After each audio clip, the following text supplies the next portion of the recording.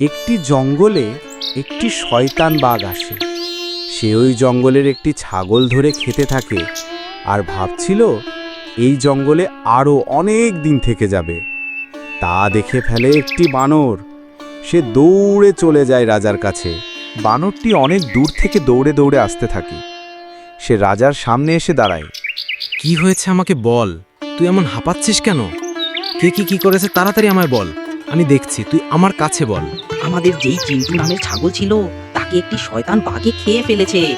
আপনি কিছু করুন, না হলে আমাদের খেয়ে ফেলবে। আচ্ছা, আমি দেখছি। তুই এলাকার সবাইকে জানিয়ে দে কেউ যেন জঙ্গলের ভেতরে না যায়। কথা শেষ হওয়ার পর বানর দৌড়ে চলে যায় সবাইকে জানানোর জন্য। রাজু রেগে যায়। সে বাঘকে মারার জন্য হাঁটা শুরু করে। হাঁটতে হাঁটতে অনেক দূর চলে যায় সে। জঙ্গলের ওই পারে চলে যায় সে। আর আরেকটু হাঁটে, তারপরে সেখানে পৌঁছে বাঘের ওখানে পৌঁছে যায়। সেই রাজু হাঁটতে হাঁটতে সেই বাঘের ওখানে পৌঁছে যায়। রাজু চিৎকার করে একটা গর্জন দেয়। তারপরে বাঘ ভয় পেয়ে যায়। রাজু তারপরে বলতে লাগলো, তুই আমার এলাকার পশু পাখি খেয়ে ফেলেছিস, তোকে আজকে আমি মেরে ফেলবো। রাজু বলে উঠল, তোকে আজ কেউ বাঁচাতে পারবে না। তারপরে শয়তান বাঘ দৌড়ে পালিয়ে যায় আর জীবনেও এই গ্রামের দিকে আসে না।